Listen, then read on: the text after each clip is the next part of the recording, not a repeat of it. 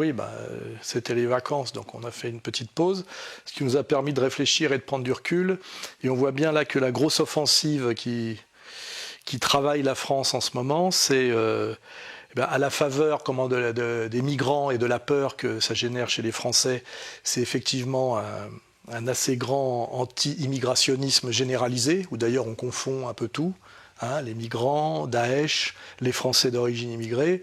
Et tout ça nous tire vers la droite, et une droite qui dit assez vite qu'il faut prendre exemple sur Israël et la manière dont Israël protège ses frontières et traite les Palestiniens, notamment à Gaza.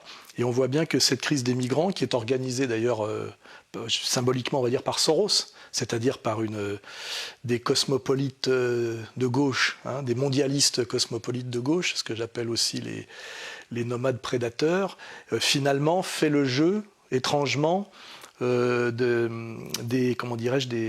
anti-immigrationnistes de droite.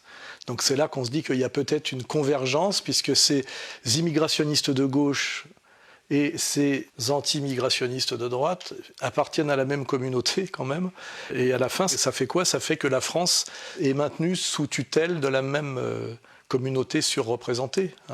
C'est un peu l'espèce de mascarade étrange de Golnadel s'en prenant à Soros. En ce qui concerne le bateau, il est affrété par SOS Méditerranée. Je crois savoir que l'un des copropriétaires, c'est la Open Society de Monsieur Soros, qui est une organisation délibérément immigrationniste. Donc, il y a aussi des arrière-pensées politiques. Ce qui est d'ailleurs le minimum qu'il peut faire, mais en s'en prenant à Soros, effectivement, il ne s'en prend pas à Julien Drey, il ne s'en prend pas à toute une politique communautaire qui était derrière SOS Racisme et qui est clairement lisible.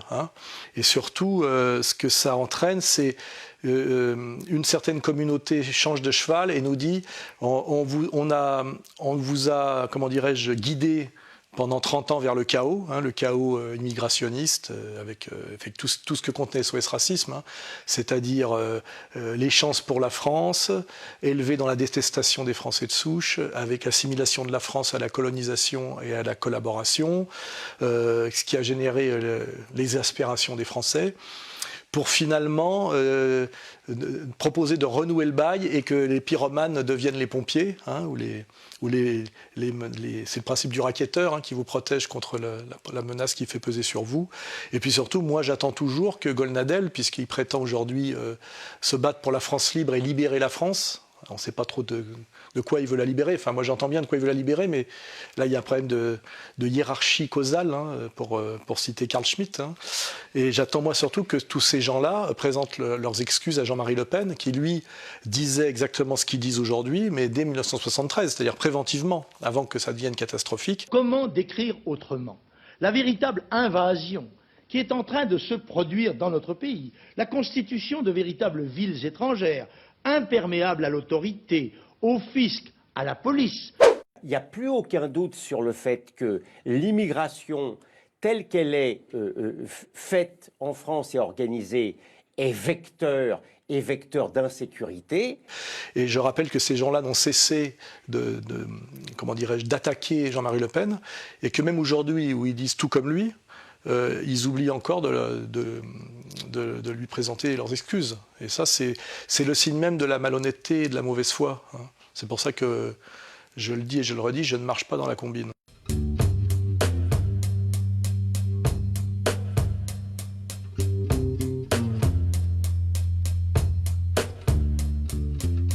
Oui, c'est à un moment donné, bon, évidemment, je ne crois pas aux pétitions, mais je trouve qu'il est important de bien montrer qu'en ce moment, dans le camp national, puisque nous sommes aussi des nationalistes, il y a vraiment une ligne de fracture et qui est, sans ambiguïté. On ne peut pas être des deux côtés à la fois du mur.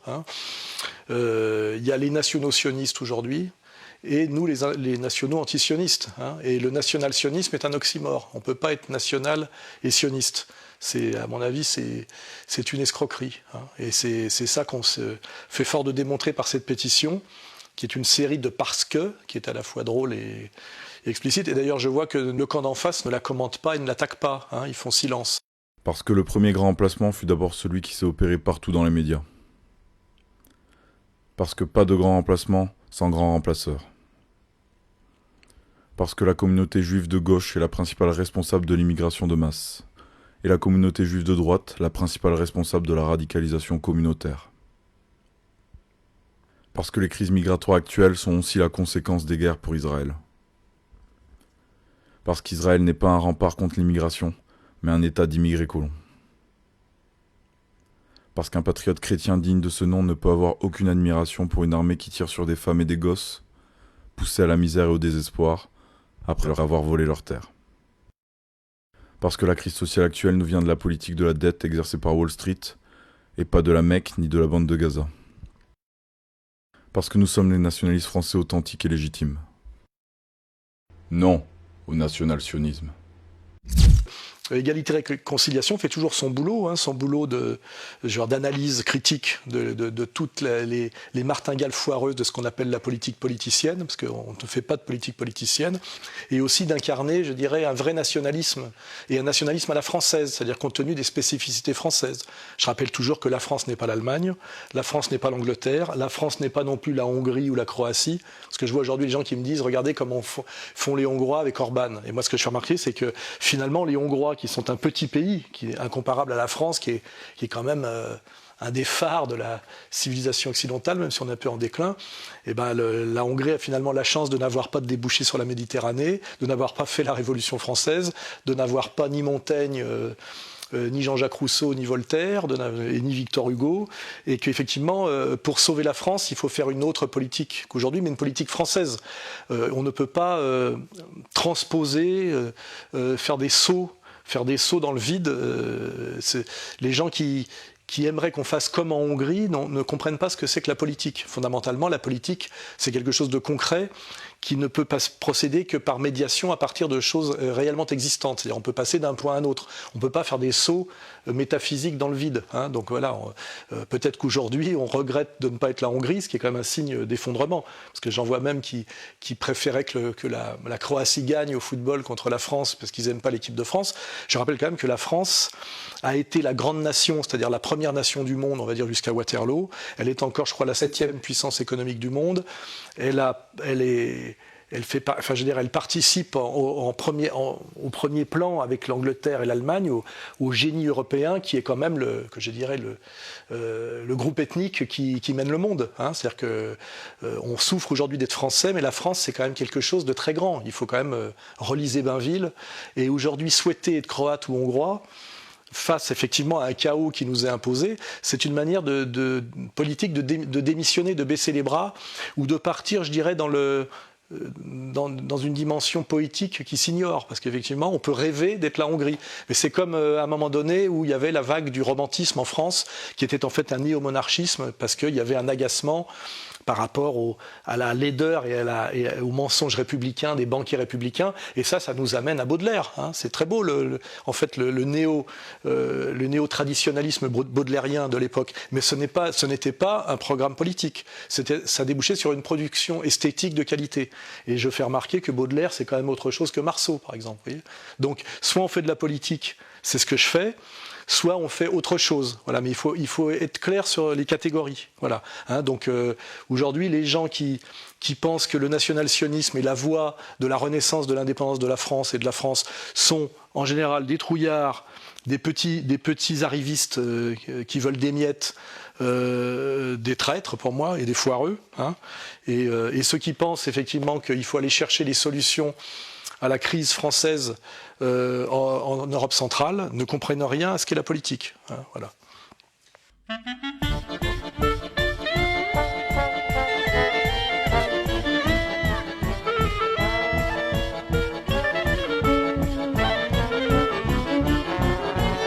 Oui, on voit bien que nous sommes tombés dans le piège de l'individualisme. C'est-à-dire des gens qui pensent pour eux et qui pensent sur des durées courtes, et aussi le fait que cet individualisme est la conséquence non seulement d'une idéologie qu'on nous impose, et aussi de la destruction des réseaux traditionnels qui, je le rappelle, permettaient la pérennité et la longue durée, et d'être au-delà de l'individualisme qui était la monarchie, c'est-à-dire l'aristocratie, la noblesse, qui était un être collectif, et l'Église. Il y a eu la disparition de ces deux êtres collectifs qui ont structuré la France depuis le baptême de Clovis jusqu'à la Révolution française. Et face à ça, nous sommes tombés tous dans l'individualisme, Et de l'autre, par contre, dans le camp d'en face de nos dominateurs, eux sont toujours sur des êtres collectifs qui travaillent dans la longue durée et qui ont un projet et qui sont capables de le travailler sur 20, 30 ans, 50 ans, 100 ans. Et on voit bien là, par exemple, sur le national-sionisme, que ça fait 25 ans que Finkielkraut travaille à réinvestir le nationalisme, alors qu'il vient des SOS Racisme, Finkielkraut, il ne faut pas oublier, en plus de venir de Pologne. Il y a deux questions qui sont urgentes aujourd'hui. La première, bien entendu, c'est de nous armer contre toute résurgence de xénophobie, voire de racisme théorisé. Mais la deuxième aussi, c'est d'arracher l'antiracisme dominant à la sentimentalité. Et lui, il a fourni, je dirais, l'armature, on va dire, intellectuelle, en étant soi-disant philosophe, ce qu'il n'est pas d'ailleurs. Je crois qu'il est juste agrégé de lettres modernes et il a une licence d'anglais. C'est pas un philosophe. Mais aujourd'hui, la philosophie s'est tellement effondrée qu'on confond philosophe et moraliste ou publiciste, quoi. En tout cas, lui, l'académicien Finkielkraut a été le premier volet de ce retour de la communauté vers le nationalisme et le traditionnalisme. Racisme anti-blanc. Cette expression, aujourd'hui, est interdite. C'est ça qu'on nous reproche, d'avoir osé utiliser cette expression. Or, la réalité existe.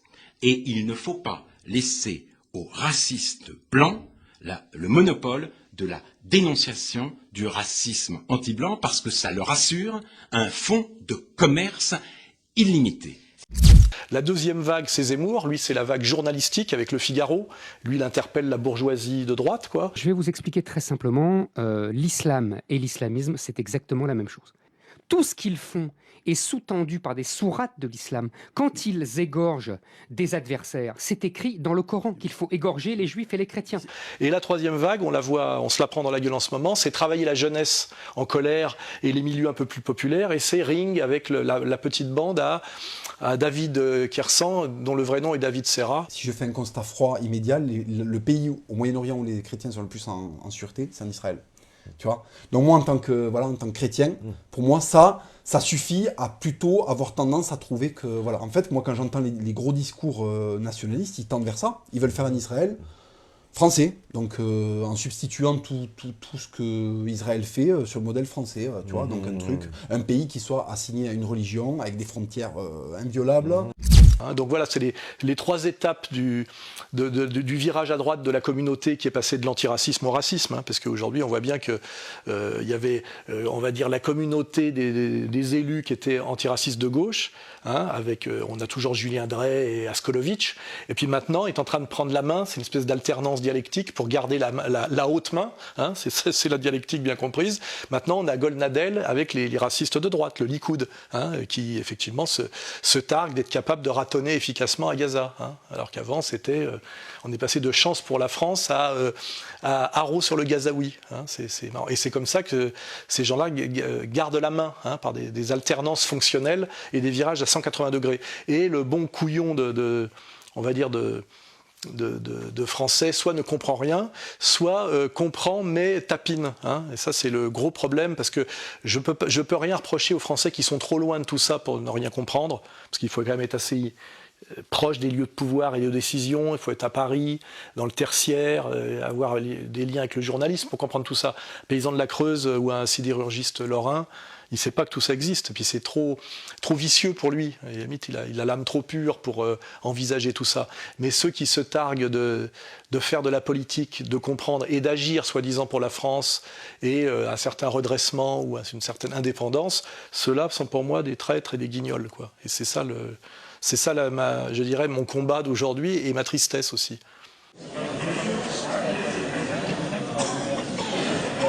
Allez.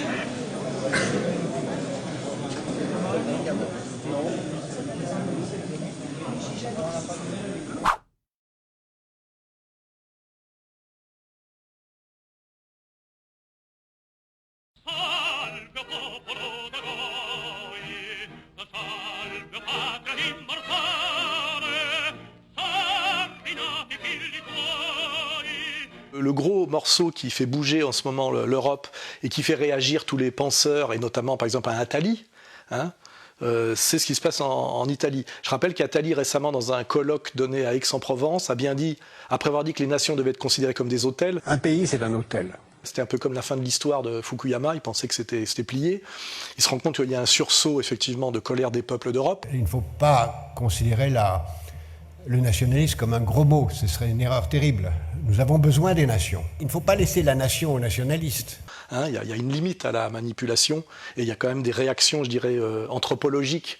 C'est la peur de l'invasion et de la destruction. Puisqu'en Italie, je rappelle que un gouvernement populiste a émergé par une alliance qui correspond complètement à notre rêve, à nous qui est gauche du travail, droite des valeurs. Dieudonné, Jean-Marie Le Pen, avec Soral qui faisait la médiation à l'époque.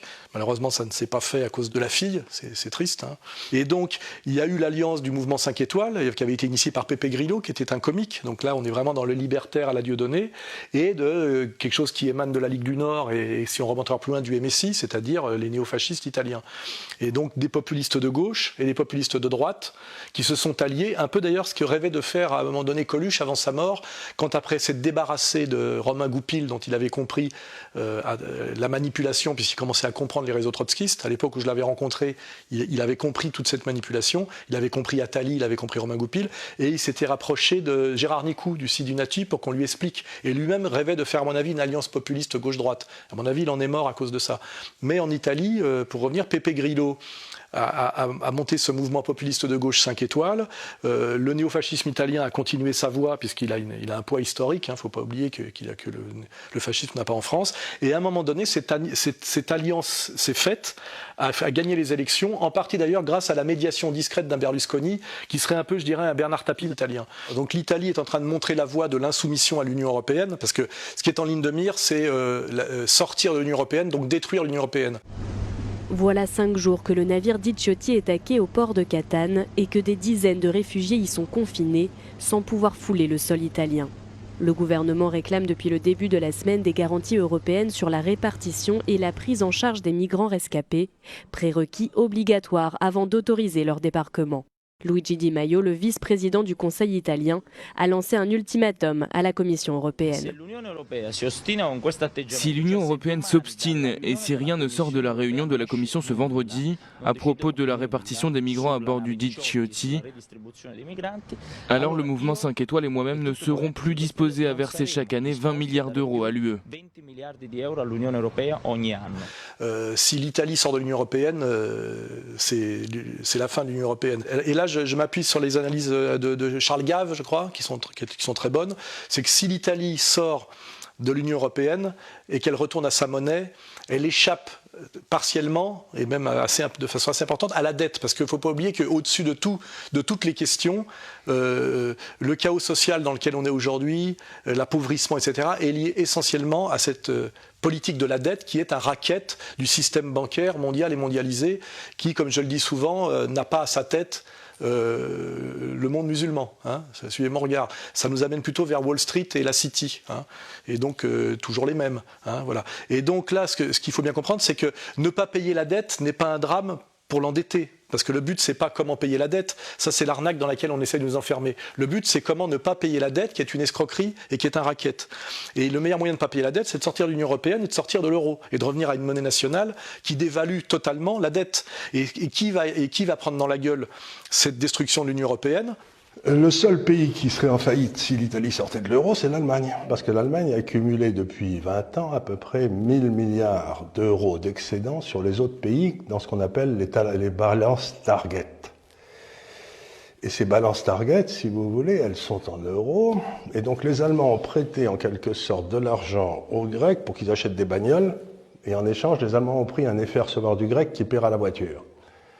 Qui vous préférez être, l'Allemand qui a la bagnole ou la compagnie d'assurance allemande qui allait faire recevoir du Grec disant qu'il paierait un jour? Ce que je veux dire, c'est que l'Allemagne va perdre 500 milliards d'euros sur ces 1000 milliards. Elle nous a subventionnés en quelque sorte pour acheter ses produits. Elle a fait ce qu'on appelle du vendors financing. Et donc le jour où on dira on vous paye pas ou on vous paye plus, ou on vous paye la moitié de ce qu'on vous doit, tout le système financier allemand saute. Parce que ceux qui sont créditeurs vont sauter, ceux qui sont débiteurs, ils en ont rien à foutre, leur dette va baisser. Parce je veux dire que l'Allemagne se prendra dans la gueule à la fois la crise des migrants, qui commence à faire réveiller le peuple allemand, et d'ailleurs d'abord le peuple allemand d'Allemagne de l'Est. Les autorités allemandes craignent une escalade de tensions à Chemnitz, dans l'est du pays. Des sympathisants d'extrême droite ont encore manifesté ce lundi suite à l'arrestation d'un Syrien et d'un Irakien accusés d'avoir poignardé à mort un Allemand. La veille, des chasses collectives aux immigrés avaient été menées selon les propos de la chancelière Angela Merkel. À Chemnitz, qui s'appelait Karl-Marx-Stadt à l'époque de la RDA, comme dans toute la Saxe, l'extrême droite est en plein essor. Ça aussi, c'est des choses assez drôles et assez dialectiques. De même que la Russie éternelle est en train d'être sauvée par un ancien colonel du KGB, c'est-à-dire un stalinien. De même, le sursaut, on va dire, identitaire en Allemagne se fait par des gens qui avaient été programmés pour être détruits en tant qu'Allemands fondamentaux, prussiens, noyaux de l'Allemagne, qui étaient les Allemands de l'Est. Alors que les Allemands de l'Ouest sont dans la couillonnade antiraciste à 100%. Donc c'est ça qui est bien de voir les dialectiques de l'histoire. C'est que souvent, quand on connaît la pensée de Hegel, on trouve ça finalement assez cohérent. Ces inversions dialectiques. Voilà, donc en ce moment, l'Europe est en train de, on va dire, de sauter.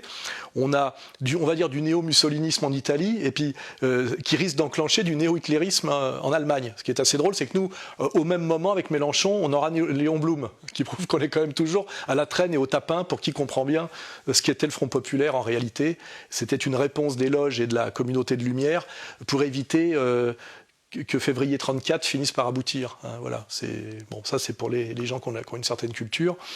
Voilà. Donc tout ça va nous ramener à la France. C'est qu'est-ce qui se passe en France pendant que ça bouge. Alors évidemment ça bouge aussi en Hongrie, mais on peut par contre, quand je disais tout à l'heure qu'on ne peut pas comparer la France à la Hongrie, on peut déjà un peu plus comparer la France à l'Italie. C'est des pays qui ont beaucoup plus de points communs. La comparaison commence à devenir possible. Ça aussi c'est pour qu'est-ce que pensait le politique, c'est penser le pensable. Voilà. Allons enfants de la patrie, le jour de gloire est arrivé. Après le braquage qui a été fait par Macron et ce qu'il y a derrière Macron, Macron n'est rien, comme lui a expliqué Attali cet été avec la crise Benalla. On aura, j'espère, compris la métaphore. Une entreprise, une nation, un État, un chef d'État peut faire illusion, faire croire à sa force, son utilité, sa durabilité, jusqu'à ce qu'une épreuve de vérité vienne révéler la réalité de sa consistance, de son épaisseur. Cette épaisseur, d'une entité ou d'une personne, est fort difficile à prévoir, à deviner de l'extérieur. Et on est parfois fort surpris. On a connu des entreprises apparemment indestructibles disparaître en un instant. Il n'est rien, en réalité, il ne faut pas oublier. Et là, ils sont en train de s'en rendre compte qu'ils n'en ont plus vraiment besoin ou que ça ne va pas durer longtemps.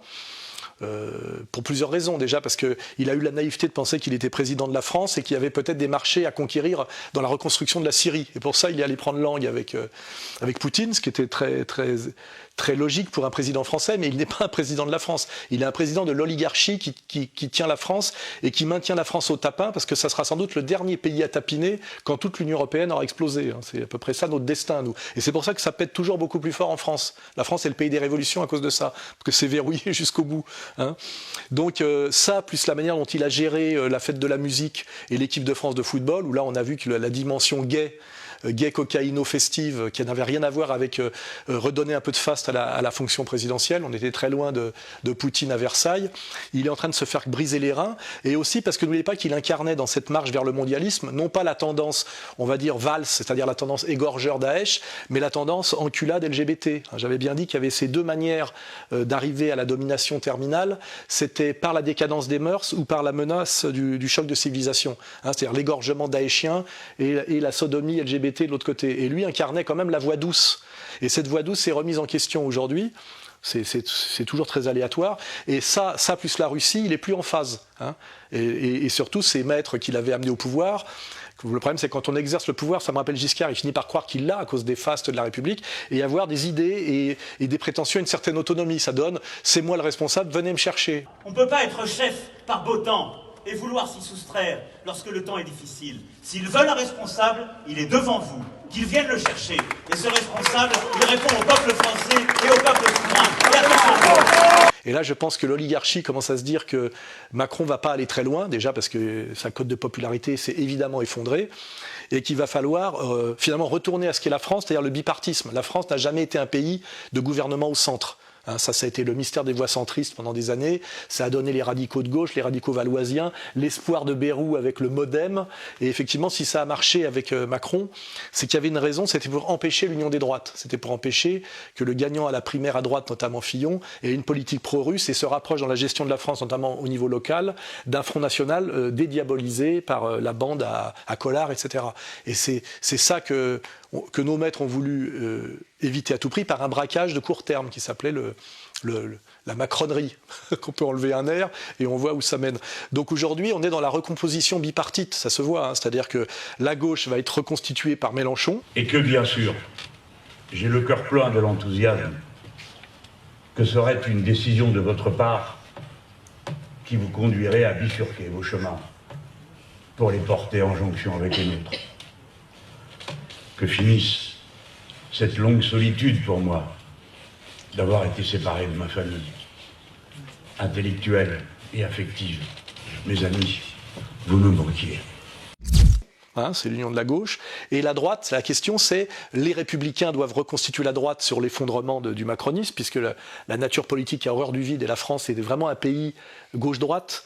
Et le problème c'est qui à droite ? Il n'y a personne, puisque Wauquiez n'y arrive pas, Pécresse éclat de rire, Fillon est reparti dans le privé, et Juppé sans la mort. Et puis en plus, bon, à la limite à Bordeaux, il est bien, c'est un peu c'est le destin de Chaban-Delmas, c'est Bordeaux mais pas plus, quoi. Et donc là, qui va revenir ? Même moi, je suis en train de me dire, n'oublie pas qu'en politique, on n'est jamais mort. La nature politique ayant hors du vide, par élimination, qui peut revenir à droite pour reprendre le flambeau à droite ? Quand on demande aux Français qui incarne le mieux la droite aujourd'hui, eh bien une majorité, 58% pour être précis, répond Nicolas Sarkozy. Et ce qui est peut-être encore plus intéressant, bien que le président Sarkozy ait quitté le pouvoir il y a 7 ans, c'est que chez les électeurs de droite, c'est toujours lui le champion. Regardez, ils sont 83%. Et malgré sa défaite lors de la primaire de la droite, il avait terminé 3e. Beaucoup de militants semblent le regretter. Aujourd'hui, c'est sûr qu'on pense toujours à lui quand on pense aux Républicains. Quand on a un modèle, un mentor, et qu'il n'est plus là, et qu'on n'a pas de remplaçant, il nous manque. Engagé contre le cancer des enfants, acteur discret de la vie politique, Nicolas Sarkozy devra aussi affronter une bataille judiciaire. Dès jeudi prochain, la Cour d'appel de Paris doit décider si l'ancien président est renvoyé devant le tribunal pour l'affaire Big Mali. On va avoir à droite, à mon avis, Sarkozy qui revient, il suffit qu'il soit blanchi là, lors des procès là, qui arrivent au bout. Il bénéficie déjà des meilleurs sondages et il peut redevenir le leader d'une droite qui devait prendre le pouvoir. Je vous rappelle, s'il n'y avait pas eu l'opération Macron, c'était son tour après Hollande. Donc, et puis lui, il piaffe, je veux dire, il veut revenir. Puis il a l'énergie surtout.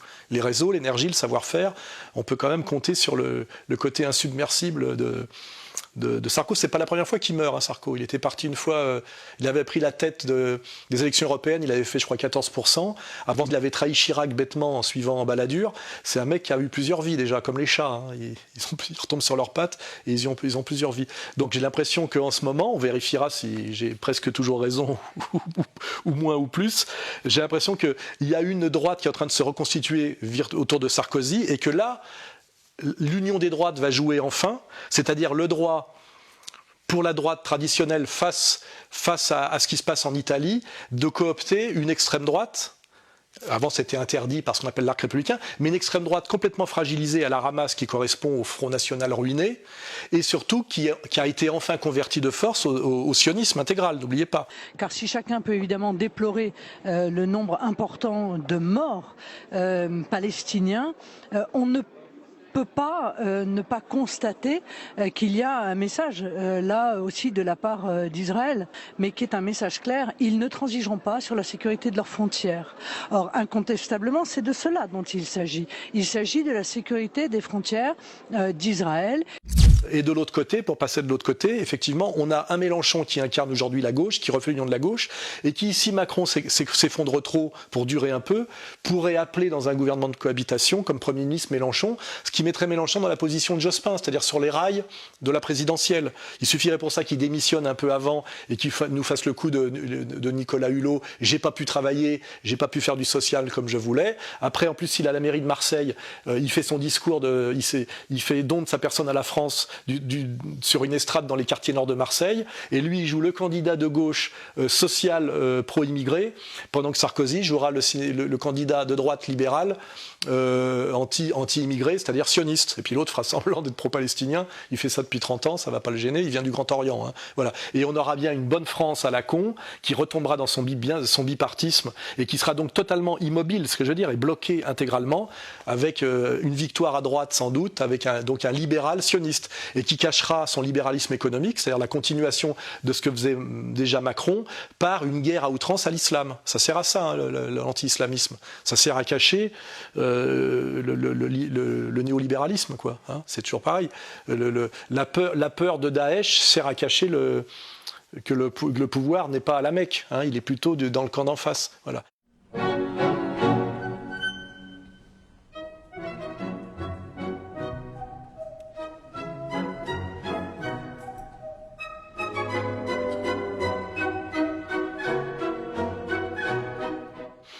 Oui, je suis pas sûr qu'il les écrive lui-même, mais lui, il a le vent en poupe. Hein. Je veux dire, le national-sionisme, c'est lui le fer de lance. On s'est chopé, je crois, 30 ans de BHL pour nous expliquer voilà, ce qu'était la France et l'intelligence française. Ma thèse dans ce livre, c'est que les Juifs ont largement fait la France. Voilà, ils ont en grande partie fait la France. Et puis maintenant, je pense qu'on peut se choper 30 ans de leadership d'Éric Zemmour. L'important, c'est qu'on reste dans le petit théâtre et le petit guignol, où finalement, c'est toujours la même communauté qui règne. L'identité de la France, pour moi, c'est doublement Rome. C'est-à-dire Rome, le catholicisme, le Vatican, le catholicisme, c'est l'Église qui a fait le roi, qui a fait la France. Et Rome, parce que le génie français, c'est de refaire l'Empire romain. Et Zemmour, j'ai chopé un extrait de son bouquin là très court, je ne sais pas si on le mettra en post-prod. Il dit bien qu'il est d'accord que la France, même s'il ne croit pas en la résurrection du Christ ni en la virginité de Marie, la France est catholique, il l'admet, bon c'est très bien. On avait déjà Marc Bloch qui nous faisait le même numéro à l'époque. C'est bien que Zemmour nous autorise à croire nous autorise à être encore catholiques, même des catholiques sans foi. Ça c'est bon. Voilà. Et après il dit que la France est bien la conjonction. Alors c'est pour répondre sans doute d'ailleurs quand je dis que la France est helléno-chrétienne et pas judéo-chrétienne, il dit que c'est la conjonction de la philosophie grecque, du droit romain et de la morale juive. Alors j'y réfléchis, je dis qu'est-ce que c'est que cette morale juive, hein? Alors déjà il fait une espèce de triangle qui est en fait un faux triangle, parce qu'en fait la philosophie grecque et la loi romaine c'est le même monde, hein? Je veux dire, c'est le prolongement du même monde, hein? C'est le monde gréco-romain. Et de l'autre côté la morale juive, j'y réfléchis, je vais vous dire exactement ce que c'est. C'est la double éthique masqué par les 10 commandements. Alors je rappelle bien que les 10 commandements, tu ne tueras point, tu ne convoiteras pas la femme c'est tu ne tueras point de juifs, il faut toujours rajouter de juifs. Hein. C'est un bréviaire de solidarité communautaire, ce n'est pas du tout universel. Il n'y a pas d'universalisme juif. Il y a une prétention à la domination juive universelle par un communautarisme et un tribalisme intégral. Hein. Il n'y a d'universel que l'universel grec, de la raison, l'universel des droits de l'homme, l'universel chrétien, du Dieu d'amour universel, et l'universel même peut-être plus belliqueux, mais de Mahomet. Hein, voilà. Le Dieu juif n'est pas un Dieu universel, c'est le Dieu des Juifs qui soumet la terre entière. C'est un Dieu à 2 vitesses, qui d'ailleurs démarre, comme le dit Jean Solaire, d'une monolatrie. Pendant très longtemps, les Juifs ont été polythéistes, comme les peuples des environs. Mais c'est un polythéisme particulier, que j'appelle, après d'autres, la monolatrie. C'est le culte d'un Dieu, de préférence aux autres. Au départ, les Juifs ne prétendent pas qu'il n'y a qu'un Dieu, ils prétendent que leur Dieu à eux est supérieur aux autres et qu'ils doivent n'aimer que celui-là et mépriser les autres, ce qui est contraire au polythéisme grec et romain, qui admet les dieux des autres et notamment les dieux des vaincus, qui agrège les dieux pour renforcer sa puissance, alors que là on est dans l'exclusivisme méprisant et haineux. À l'époque de Jésus, encore au 1er siècle de notre ère, le temple de Jérusalem était interdit aux non-juifs sous peine de mort. C'est énorme. Ça veut dire que même lorsqu'ils étaient devenus monothéistes, qu'ils étaient persuadés qu'il n'y a qu'un Dieu, parce que c'est eux, les Juifs, qui l'ont affirmé les premiers comme un dogme, qu'il n'y a qu'un Dieu. Même alors, ils pensaient que ce Dieu-là, quoiqu'unique, était le Dieu des Juifs avant tout. Et leur religion, même monothéiste, devait être considérée comme un monopole, un privilège des Juifs. Le Dieu juif est un Dieu de haine, qui n'aime qu'un seul peuple, qui est le peuple juif, et encore en lui bottant le cul régulièrement parce qu'il ne respecte pas la loi. Hein. C'est-à-dire, c'est une relation qui ne peut gérer que beaucoup de névroses pour basculer dans le freudisme. Donc, que Zemmour n'essaye pas de nous enfumer avec cette triplette philosophie grecque, droit romain, bon, c'est-à-dire c'est le monde de la raison, et la morale juive. La morale juive, c'est la double éthique. Hein. C'est-à-dire que ce qui vaut pour les juifs ne vaut pas pour les autres. Car il est interdit de voler un goy. Mais, taout goy, s'il y a eu une erreur du goy, moutar, c'est permis. D'accord? C'est ce qui a marqué dans le Shulchan Aruch. Tu n'as pas le droit de voler un goy, mais s'il a fait une erreur, le goy, la banque s'est trompée, dis rien. Et ça s'étudie très bien dans le Talmud, qui est vraiment là la morale juive poussée jusqu'au bout par réaction justement à la proposition chrétienne qui, elle, par saint Augustin, puis après par saint Thomas d'Aquin d'ailleurs, s'articule complètement avec la raison grecque. Hein, voilà. Donc nous sommes bien des helléno-chrétiens, monsieur Zemmour, c'est-à-dire qu'il y a la raison on va dire gréco-romaine, et il y a quelque chose de plus, c'est la charité chrétienne, c'est-à-dire ce qu'on appelle chez Henri Vallon l'intelligence émotionnelle, c'est-à-dire le souci de l'autre, l'amour, qui n'est pas dans la pensée gréco-romaine. Hein. Il suffit de regarder comment les Grecs avec Sparte et les Romains avec leur gestion de l'Empire considèrent les autres.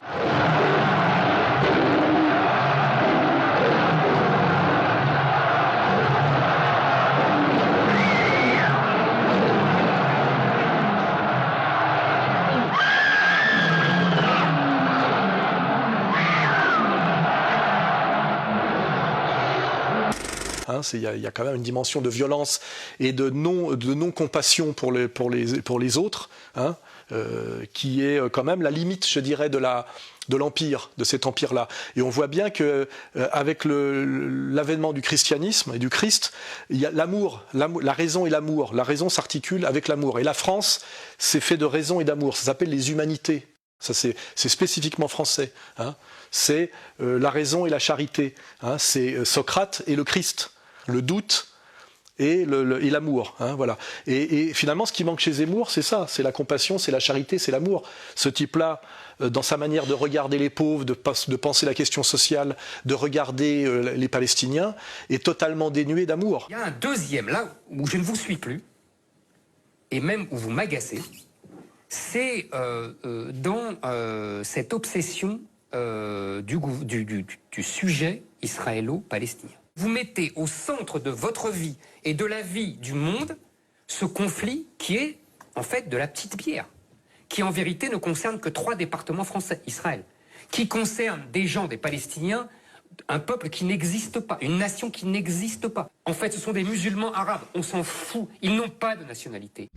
Il est plein de calculs, plein de stratégies. Alors il prétend être pessimiste, parce qu'effectivement il prétend qu'il est pessimiste et nostalgique. Mais voilà, je dis bien à Zemmour, tu n'es pas français, à mon avis, car il te manque pour être français la charité chrétienne, il te manque le Christ. Et d'ailleurs, si tu étais pleinement français, tu serais converti au catholicisme, ce que tu ne veux pas faire. Aujourd'hui, c'est une religion minoritaire.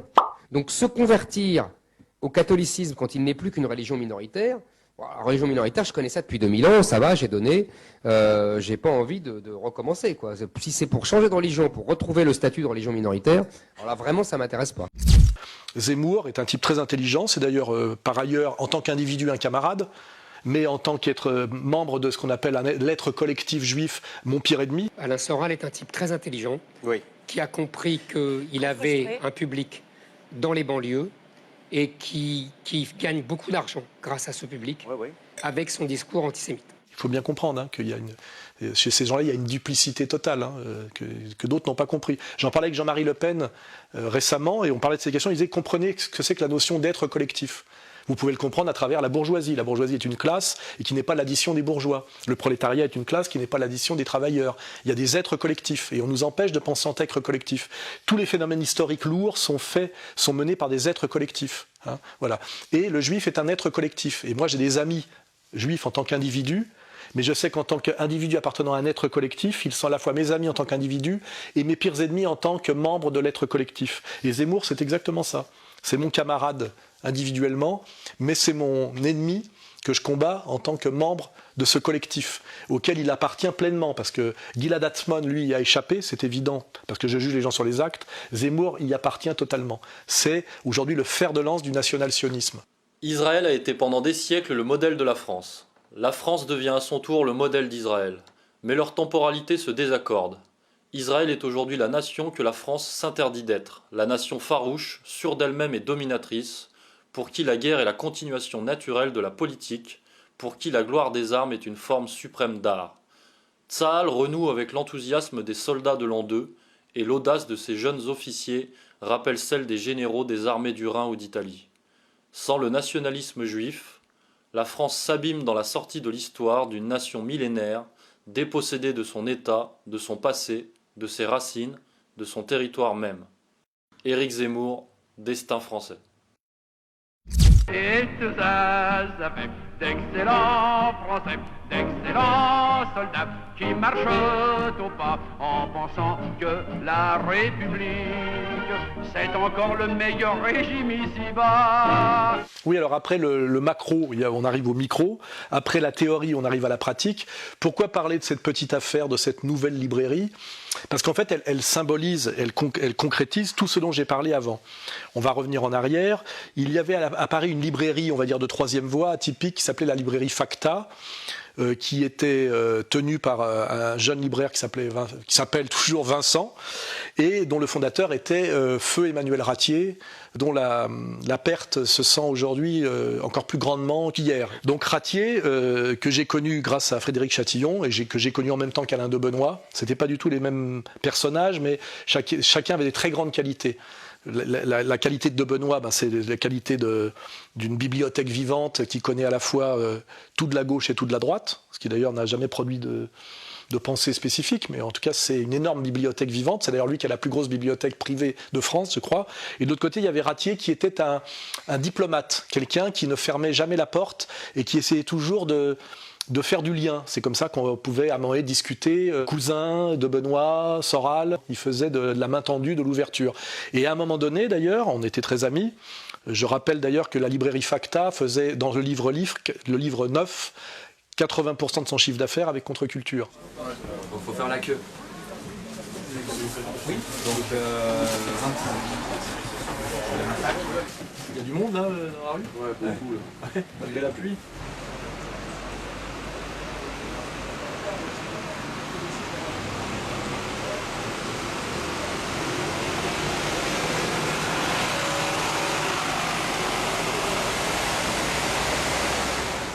Nous avons travaillé la main dans la main avec Ratier et d'ailleurs à la fin on travaillait avec lui. C'est Égalité-Réconciliation qui a physiquement transporté les archives du Vexin, hein, c'est-à-dire c'est mes petits arabes et mes petits noirs dont j'ai bien entendu que Bousquet ne voulait pas dans sa librairie, parce que ça a été dit, je ne veux pas des nègres et des arabes de Soral.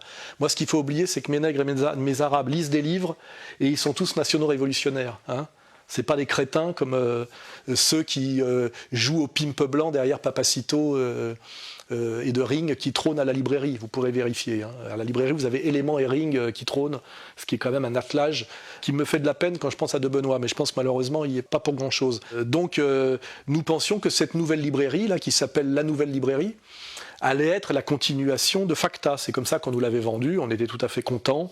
Et puis petit à petit, c'est passé à autre chose. D'ailleurs, les gens qui avaient monté le projet au départ, en accord avec la famille de Ratier, c'est-à-dire sa veuve et ses filles, sont aujourd'hui sortis du projet. Hein. Petit à petit, le projet a été trahi. Donc a été trahi Ratier et sa mémoire, et a été trahi le libraire Vincent qui a été viré. Ils ont poussé Vincent à démissionner de son CDI en disant qu'ils allaient le réengager. Pour lui faire le boulot au départ et puis même prétendre qu'il y avait une continuité, et ils l'ont viré comme un malpropre. Aujourd'hui, il est au chômage, hein. Il n'est pas dans la librairie. Et il a été donc trahi. Et à travers lui, ratié. C'est pas moi qui fais parler les morts, hein. Pour ceux qui veulent poser la question à Vincent, il n'y a aucune ambiguïté là-dessus. Et cette librairie n'est plus du tout la librairie Facta. C'est une librairie dont le gérant est le fameux Bousquet, là, qui est aussi rédacteur en chef d'Éléments et qui doit faire ses petites combines pendant que, effectivement, De Benoît est en train de lâcher progressivement pour des raisons de fatigue, d'âge et peut-être de maladie. Je ne sais pas trop parce que je le fréquente plus depuis un moment. On nous a volontairement éloignés aussi.